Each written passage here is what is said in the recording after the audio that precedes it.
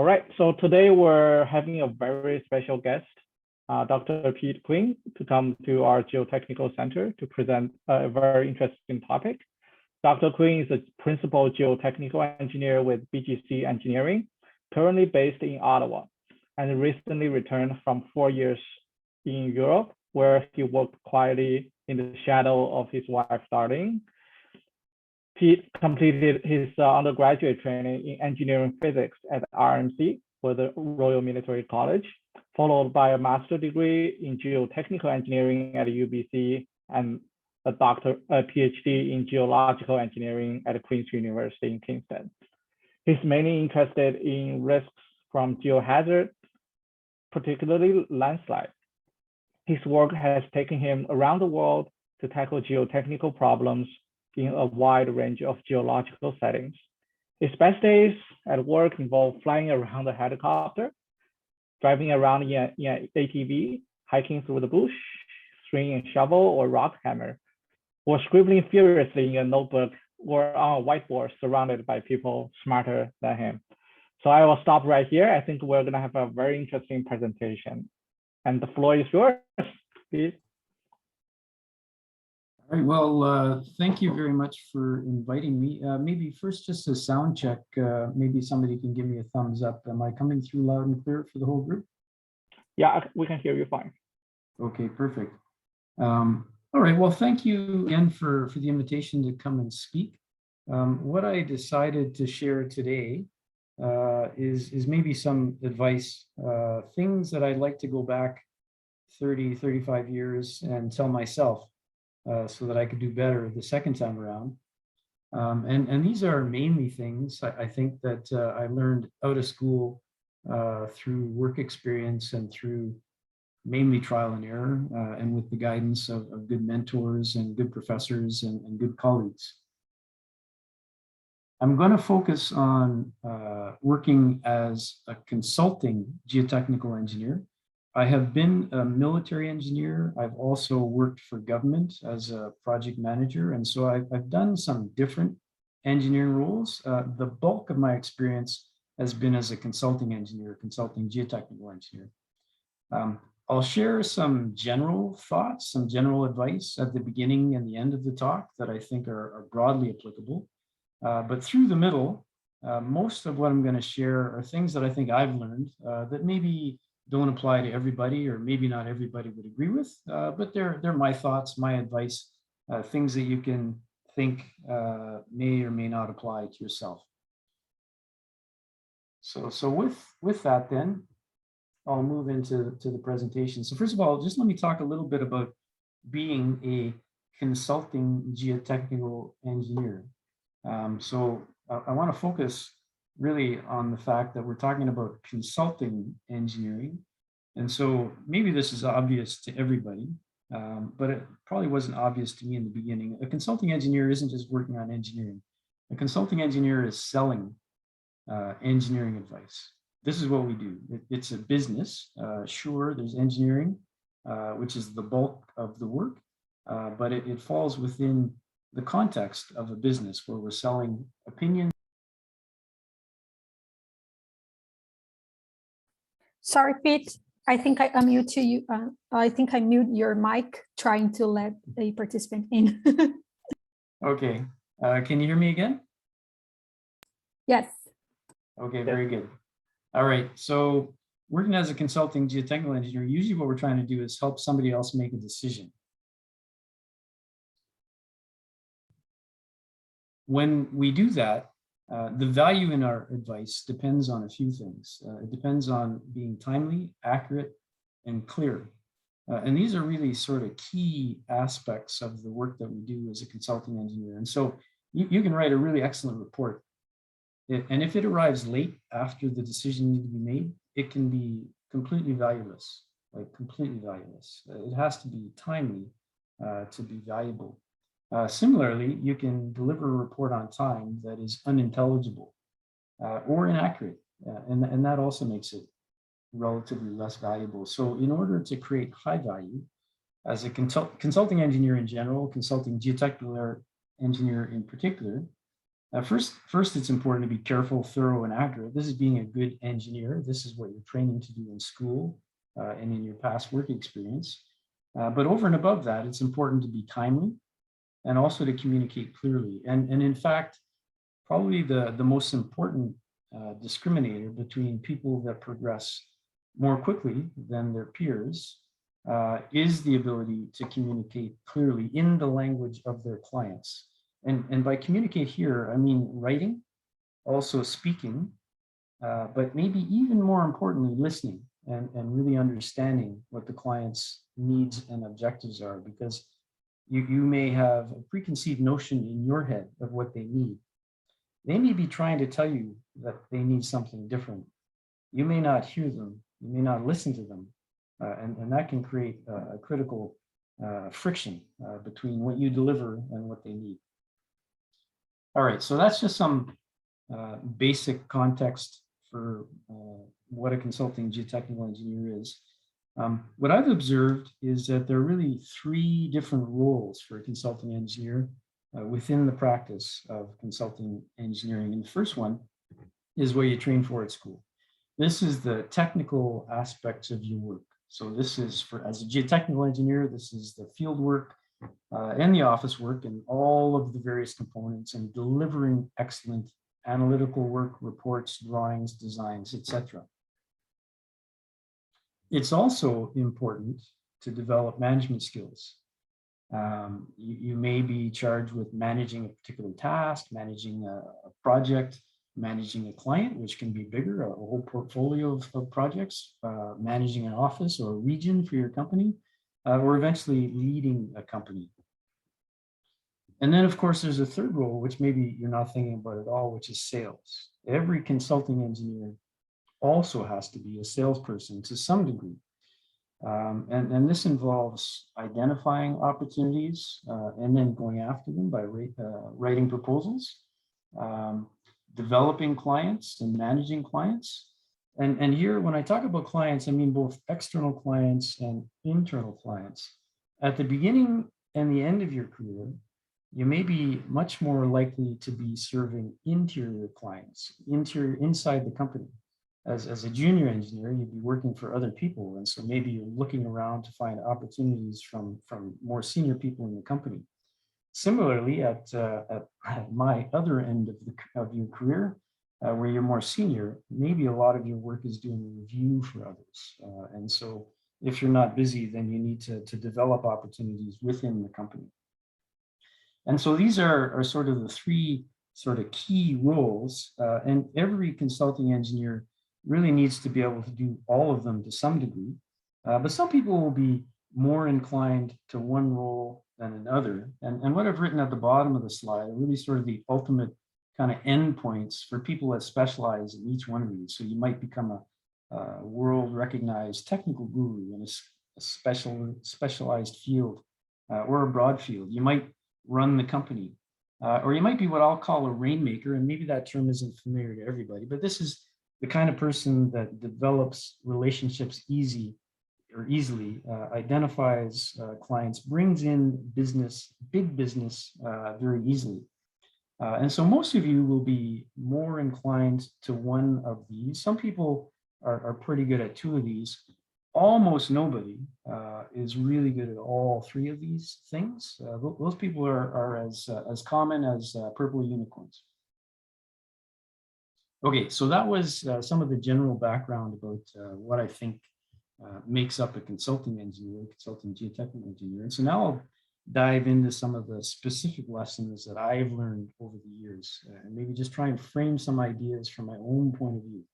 And so I'm going to start with a very basic idea that you are wrong. And you should probably remember that at everything that you do as a geotechnical engineer, you are wrong to some degree or another, by which I mean you're never precisely right, because that's the nature of our business, is that we never know anything with precision to be correct. And so within geotechnical engineering, as a consulting geotechnical engineer, the way that I would put it is that the objective is to be less wrong, or to understand how wrong you might be, so that you can make sure that you're close enough to what's probably right, that you're able to create designs or recommendations that are going to be safe. So that's as a general rule. You're going to find over the course of your career that sometimes you're going to be very wrong.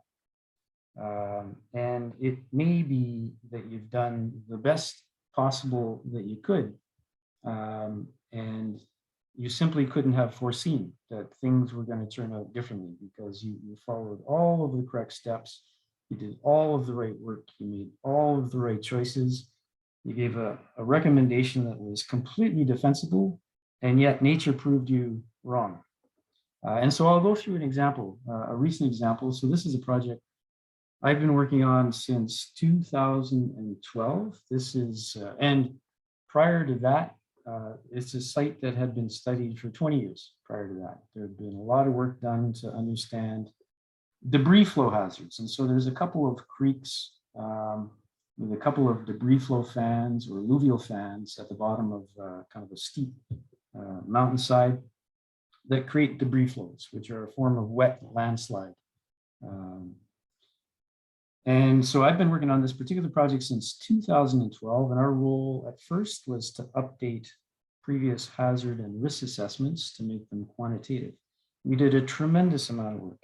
We did trenching. We dug holes in the fans and tried to pull apart the architecture of the fan to understand when previous debris flows had happened. We carbon dated some of the organic materials. We did geophysics. We did dendrochronology, where we drilled holes in trees that had been impacted by past debris flows. We did air photo study, carefully studied the LiDAR. Anyway, we worked on this very, very hard, very carefully for quite a long time. And the result of that was to come up with a magnitude frequency curve for debris flows that could happen. And then we generated some models of what debris flows might look like in terms of runout. And so these heat maps represent kind of the runout of the debris flows. And so this is based on an estimate in and around 2015. Well, lo and behold, in 2018, so this is 3 years after we produced our estimate, November 2018, an event occurred, a debris flow occurred right about in here. So this is what we're seeing, this deposition of debris in the corner of this parking lot that basically resembled what we consider to be the maximum credible event. So something with, let's say, a 1,500-year return period. Now, the maximum credible event could happen at any time. It could happen 1,500 years from now, 5,000 years from now, 3 years from now. 3 years from now seems rather unlikely or unlucky. So is this that we were wrong, or is this that we were unlucky, or is just nature is trying to tell us something? Now, in part, I can say that there had been some human influence upslope that affected the drainage that may have led to this being bigger than we would have anticipated. But nonetheless, it happened and we didn't expect it. The equipment here is the contractor was just getting set up to build the mitigation measures to prevent or to protect against debris flows. And so they hadn't yet started. This is in 2018, November 2018. Fast forward 3 years to October 2021, meaning this month.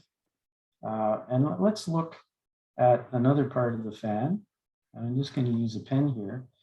So I made 2 mistakes that I'm going to talk about here. First, let me set the scene. I was in a meeting with our client defending the work that we've done and presenting our recommendations for debris flow mitigation.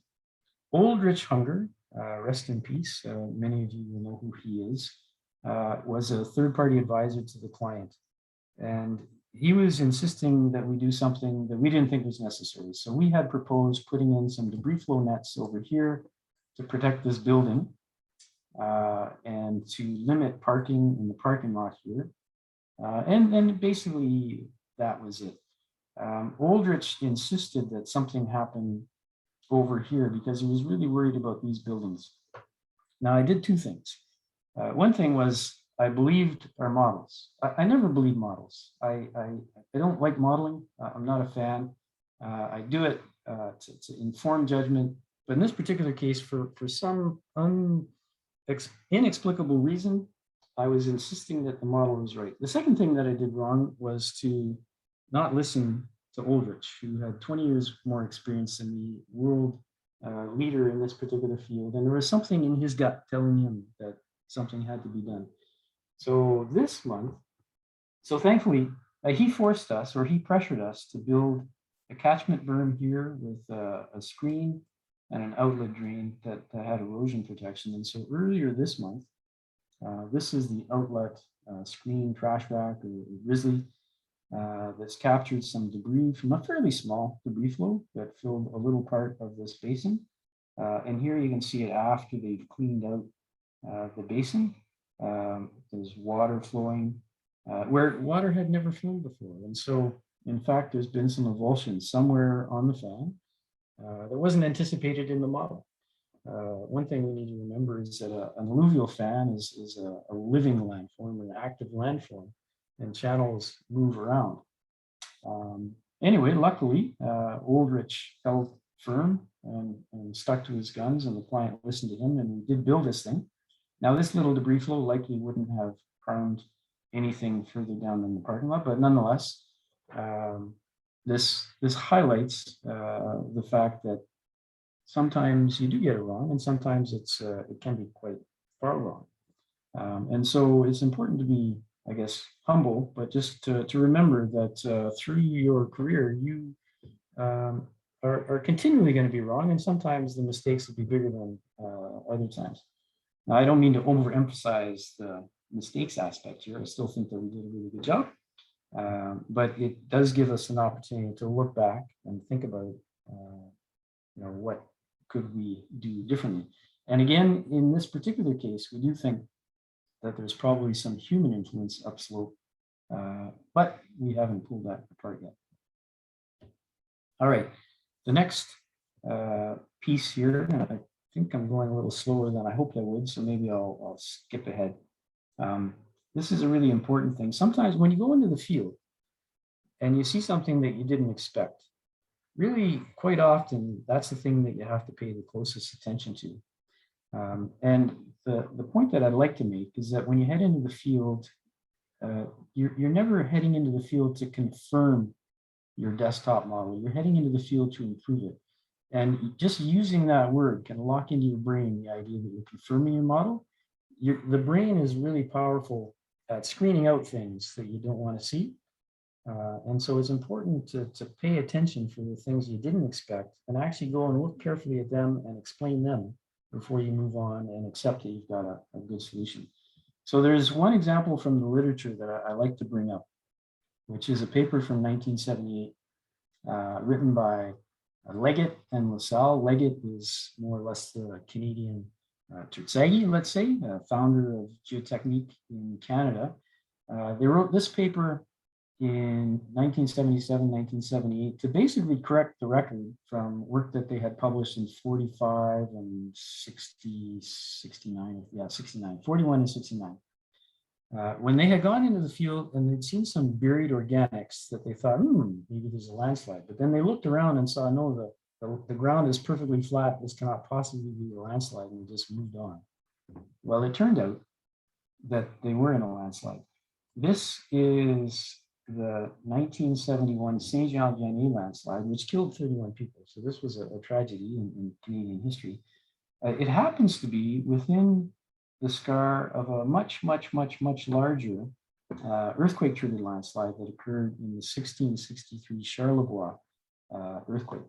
And this is where they had found the buried peat and dismissed it. They also found some sort of puzzling Atterberg limit results that they just assumed they must be wrong. They had liquid limits, natural moisture contents higher than the liquid limit, which to them just defied explanation. Of course, we know that this is a normal thing for sensitive clays, but they just didn't understand it. And so they sort of swept it under the rug. It appeared in their report, but not in a paper that they did. Anyway, so getting fixated on preconceived notions or ignoring important information happens to everybody, including the best among us. So anyway, as a reminder, be paying attention for the things that you don't expect to see. And don't dismiss them as outliers unless you have a really legitimate basis to do that. Rather, really try to understand those unexpected things and fold them into your mental model to improve it, because they're probably the most important things. The next thing that I would tell myself is that sometimes the more you know, the worse things seem. And here I'm talking in particular in relation to non-linear phenomena or chaotic phenomena or power law phenomena, which occur with remarkable frequency in geotechnique. And so first, just a quick word on probabilistic thinking. To begin with, most of our engineering work, we like to use deterministic models, a simple formula with input data where we calculate something and decide that this is the answer. This is a precise answer, and that's all that there is to it. Sometimes we'll use empirical models where somebody has got a whole bunch of data and has generated a relationship from those data, and we'll use that as the basis for what we're going to do.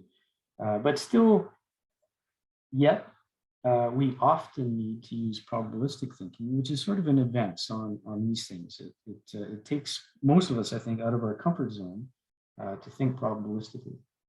Once we start to think probabilistically, there's really two broadly different ways to think probabilistically, which are really the frequency frame and then the subjective form or Bayesian probability. And so the first, this is when you've got a whole bunch of data. Let's say you roll the dice a whole bunch of times, or flip the coin a whole bunch of times. You've got thousands of earthquakes and data from which you can generate statistics and probabilities. And this is maybe the more natural, intuitive form of developing probabilities. The subjective form is when you use new evidence to improve previous estimates, and the previous estimates don't actually have to be based on numeric data. They can be based on judgment. They can be based on anything. But anyway, the point is that there really are sort of two different primary approaches to thinking about probabilities, and it's important to be thinking or to be cognizant of both. And then finally, maybe one more advanced or one more difficult concept when thinking probabilistically is that our instinct will be to think in terms of probability distributions that have mild variability, where the tails are well understood. So like a normal distribution or other relatively well-behaved distributions, as compared with what I'll call, this is not my term, wild variability, where the tails are fat, where extreme events are more common than you would otherwise expect.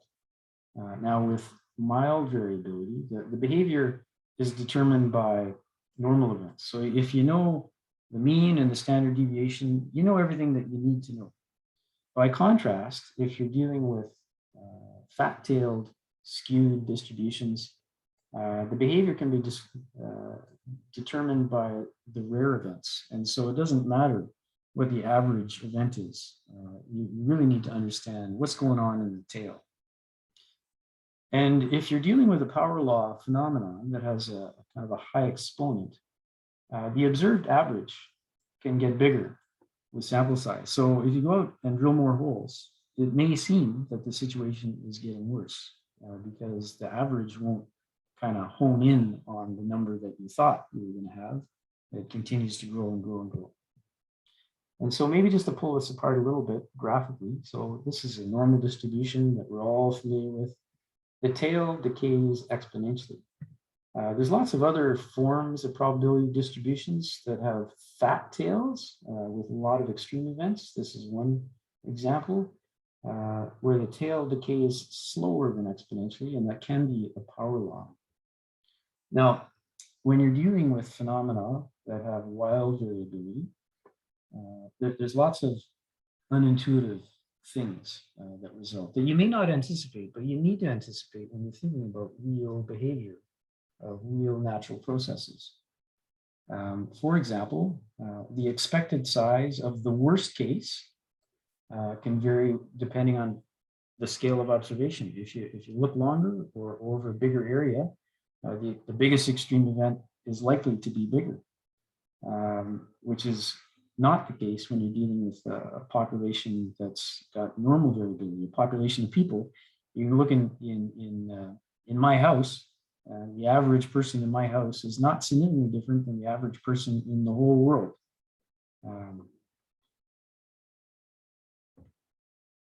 And so there are a whole range of natural phenomena where the overall behavior can be dominated by the extreme events rather than the average events.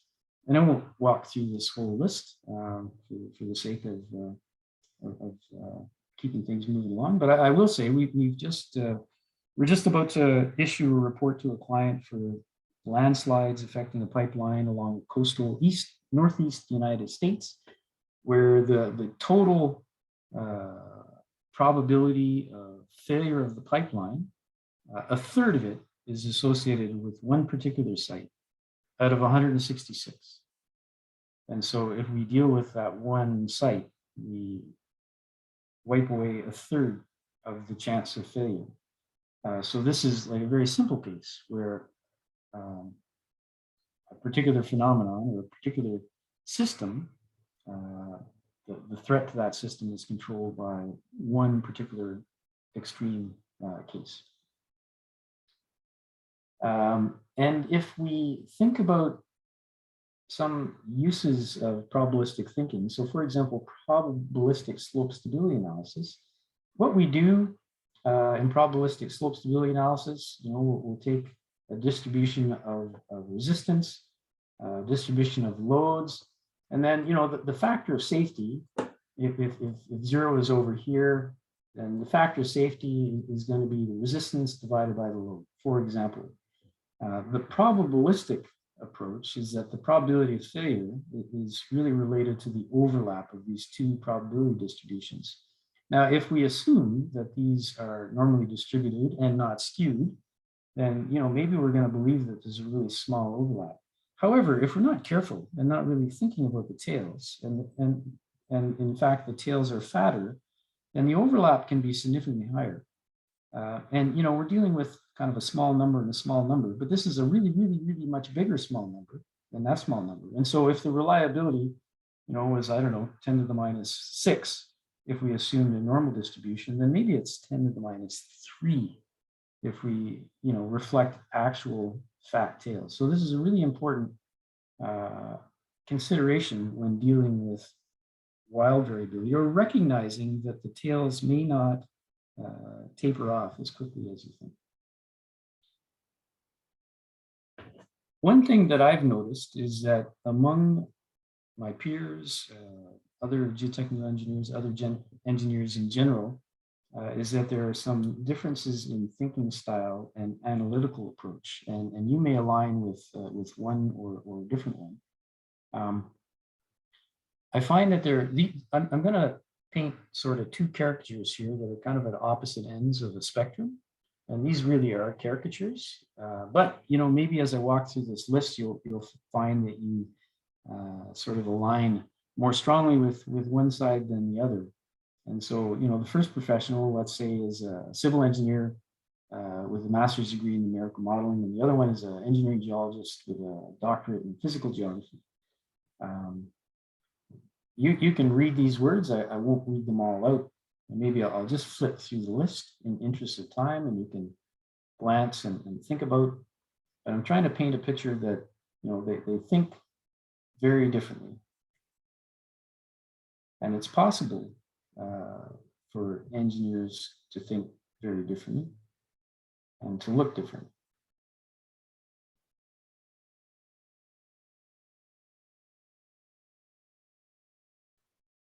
Now, in my experience, most of those among us are kind of more closely aligned with this side of my slide, more interested in kind of linear thinking, deductive analysis, and really good at answering questions, doing the engineering work.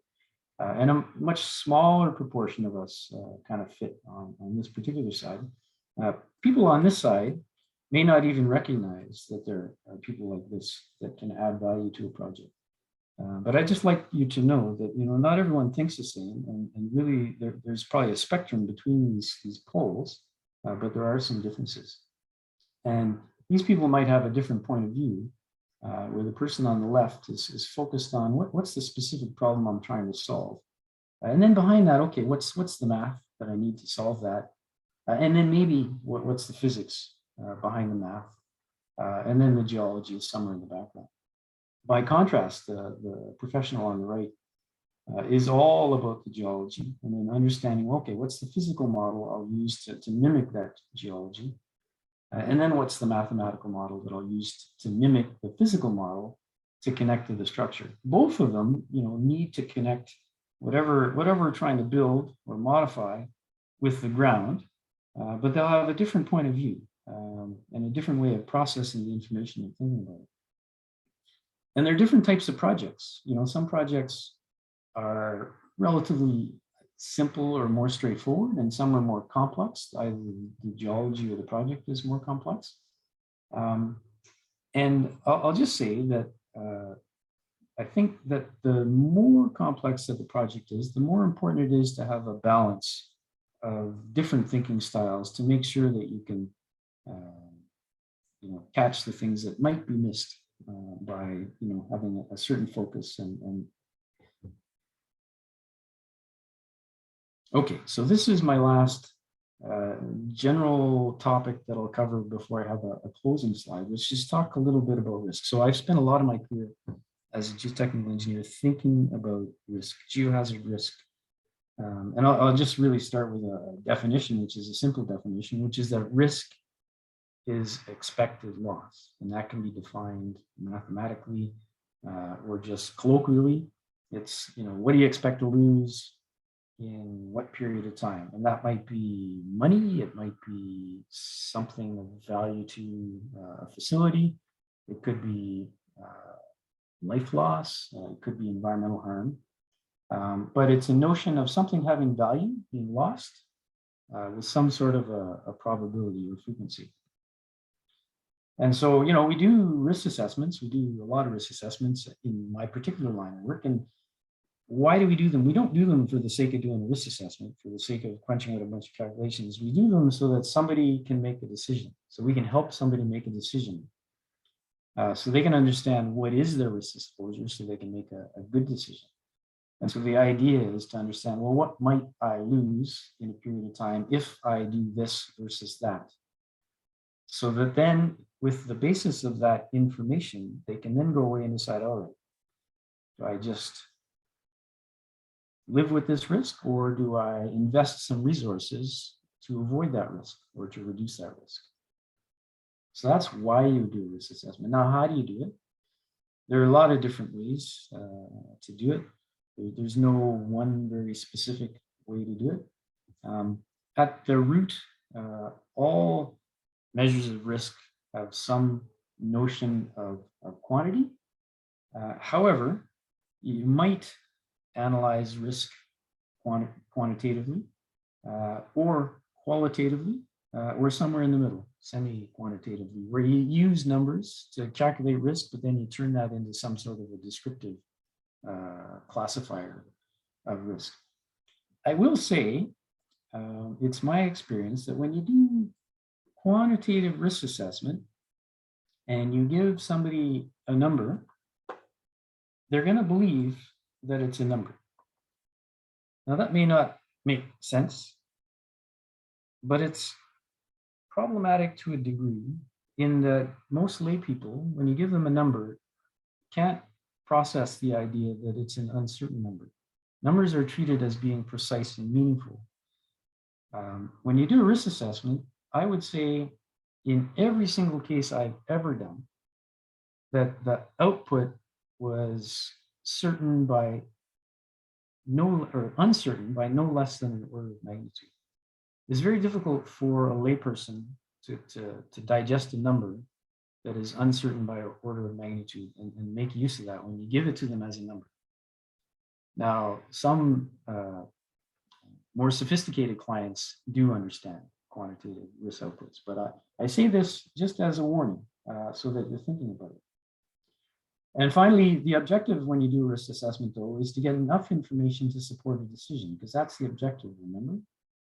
And so you don't need to keep grinding away at it forever and ever and ever. At some point, you'll reach the point where you've reduced the uncertainty and got the answer close enough that somebody can make a decision. And that's the place to stop. So one example of risk assessment that we've done, and one that I'm actually particularly proud of because it's been a really successful project where we've learned a ton and worked with an outstanding client. This is a fatal rail accident, a derailment that was caused by a rock slide. So a northbound train encountered a rock slide without seeing it, without opportunity to slow down, went into the river, and the engineer was the sole occupant of the train, went underwater and perished. And so this was a fatal train derailment in 2014 that led to us doing a risk assessment and developing a risk management system.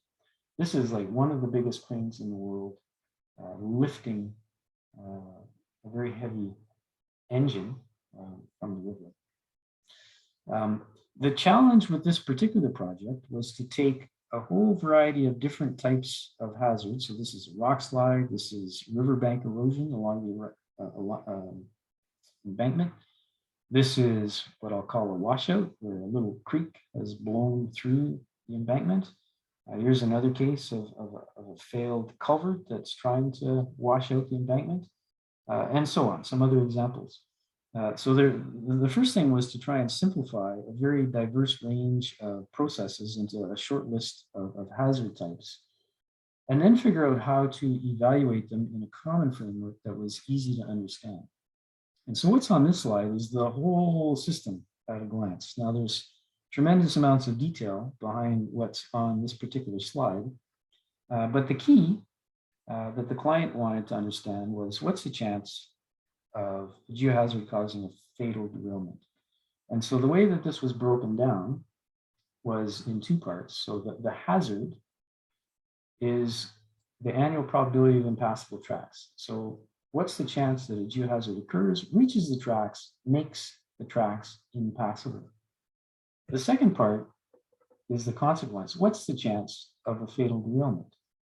And so this was actually a critical decision that the client made that fundamentally shaped the way that the logic was built, which was then really important to try and pull apart the logic in great detail to understand what were the particular questions that needed to be asked and answered.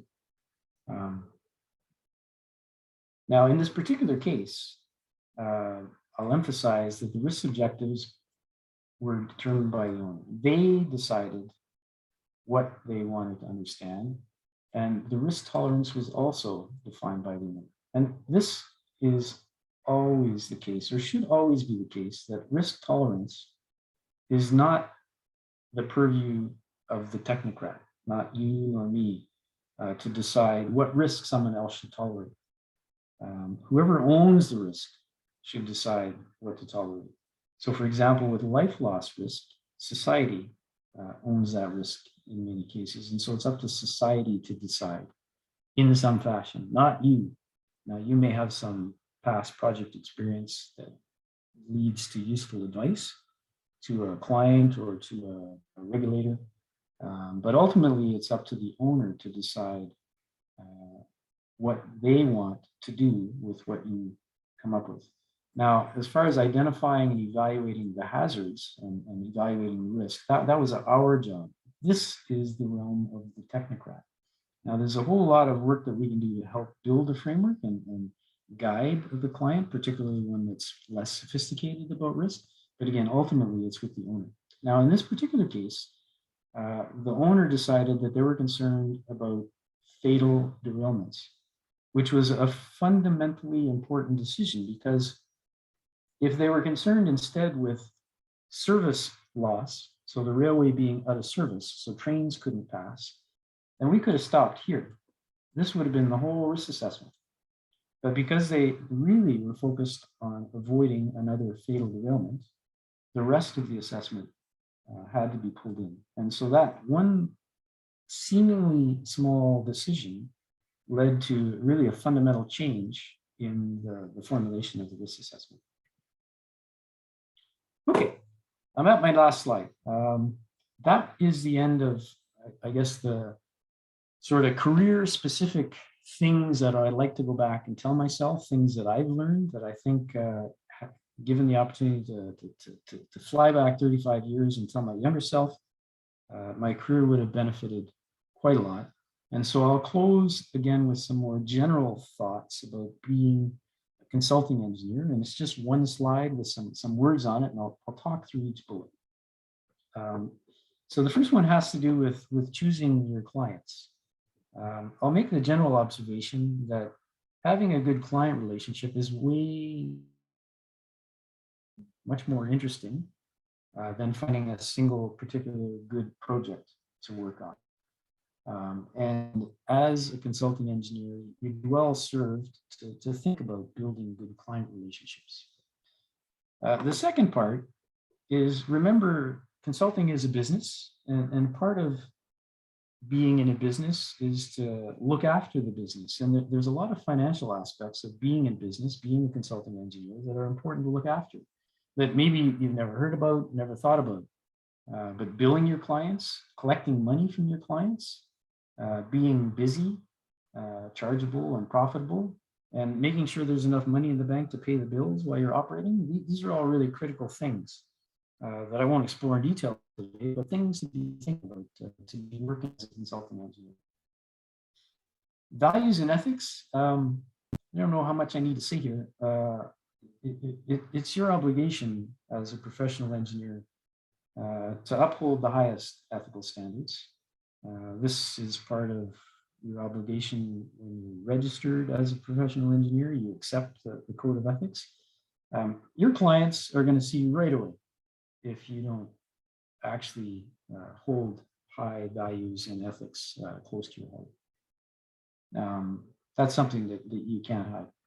I should emphasize the aspect of responsibility. When you get into this business and sell your advice to clients, sometimes you're going to be taking on tremendous responsibility for people's livelihoods or lives or really valuable infrastructure.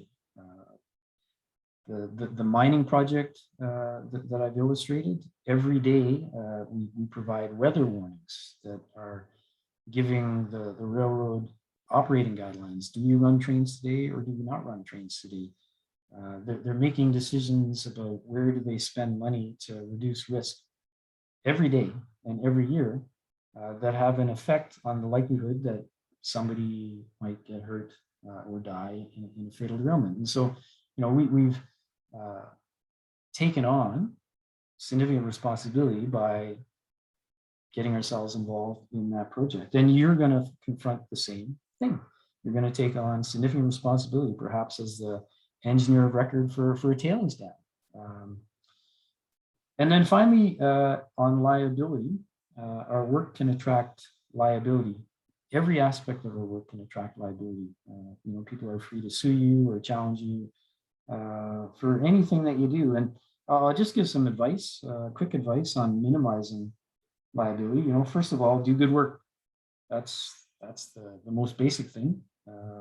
Do good work, have your work carefully reviewed, make sure it's of a very high standard. That alone is not going to protect you because, like, as I talked about earlier, sometimes things don't go the way you think they should, even though you've done excellent work. Having good contracts that protect you, like limiting liability and other things, are really important. In your reports, using careful language. There are a lot of danger words that if you start using them in your reports, they attract liability. Using words like confirm. You went into the field and confirmed something or verified something. Using consistent review, peer review, technical review, review at every stage, review often. Insurance coverage, obviously.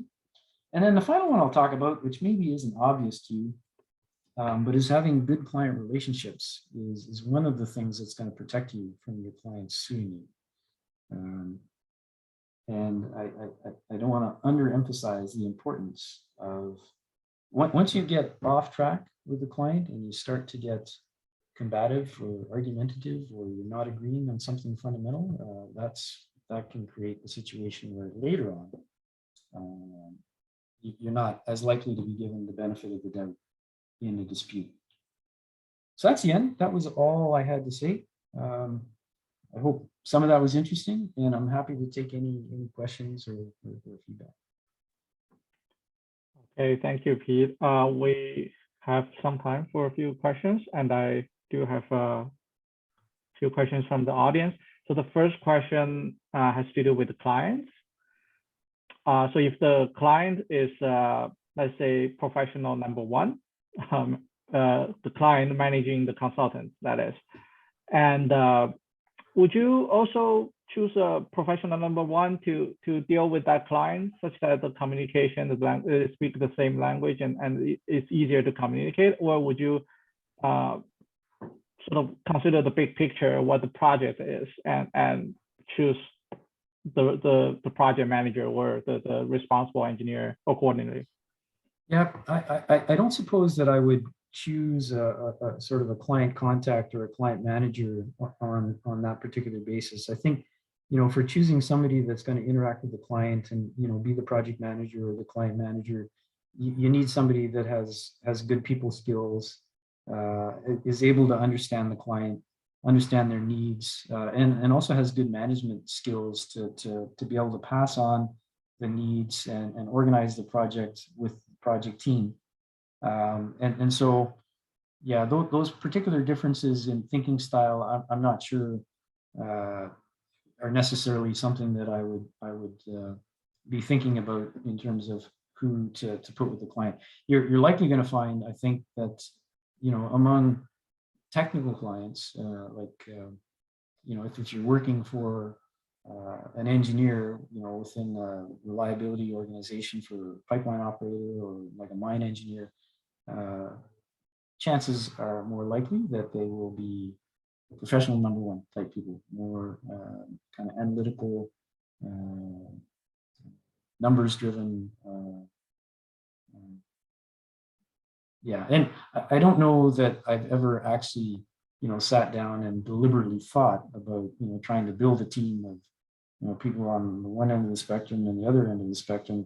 I've simply recognized that the spectrum exists and people are different, and that it's useful to create a mix and to not have everyone the same, particularly when you're dealing with a fairly complicated project. Right, thank you, Pete. That's a great answer. The next question is on, I guess, being less wrong, and what's your opinion on being conservative in design, such that we're less wrong? Like, or is conservatism a right word to use? Yeah, I really hate the word conservatism or conservative. And whenever I review a report and somebody writes that we've made a conservative assumption and blah, blah, blah, blah, blah, I always strike it out, scratch it out. If you know that you're being conservative, then you're doing somebody a disservice. And like there's nuance here. Like what's important is that you understand, your best guess as to what the situation is, but you also have an appreciation of the uncertainty, so that when you're making a recommendation, it takes that uncertainty into account, so that there's really a low enough chance of things going wrong. And so using the word conservative to describe that situation, I just don't like the word. I mean, you want to be safe enough. To me, using the word conservative means that you're being overly safe. Now, what is safe enough? That's really kind of a whole separate question. I realize it's maybe not a very satisfying answer. Yeah, sorry about that. Yeah, I think that's very nuanced.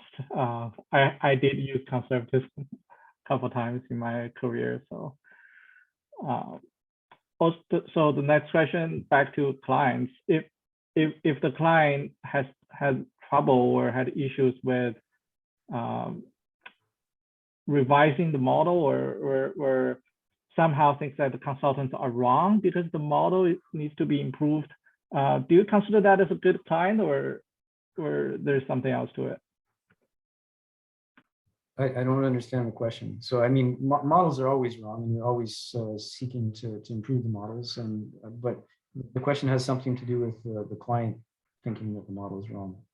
But I didn't catch. I think the question is sometimes you have to improve that model, and somehow the client got the impression that the consultants may be making some mistakes, or the parameters may be off.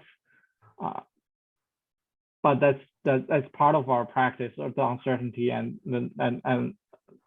as a geotechnical engineer, but the client might not understand that. So I think the question is, do you still consider that as a good client, or we simply need to do more work to educate that client? You know, it probably depends on the situation. Some clients, you know, want to climb right into the details of your model and understanding of the situation, and will give you very specific feedback based on their understanding, which may be different than yours and could be wrong, but may be better. You know, sometimes your client is an experienced geotechnical engineer. You know, not infrequently we work for other geotechnical engineers that might have specific experience, and it's possible that, you know, they may ask you a question that's misguided because it comes from a different place and you're working on something very specific. In cases like that, well, any case where there's a misunderstanding, it's important to work on communicating and working towards a common understanding.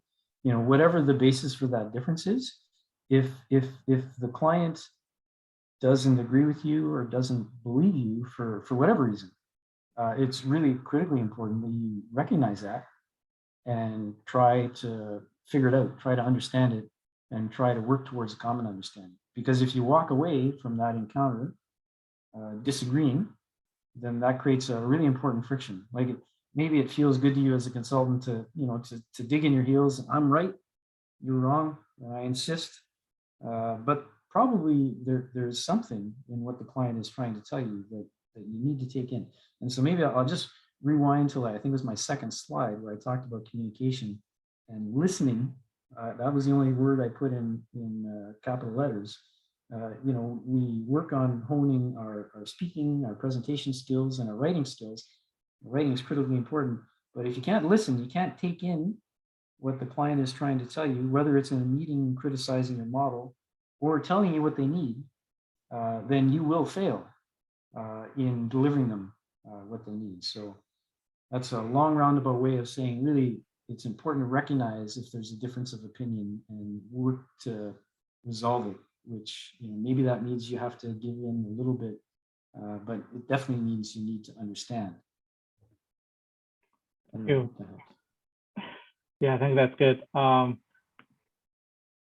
Another question, any recommendation on improving the sales skills as a technical specialist?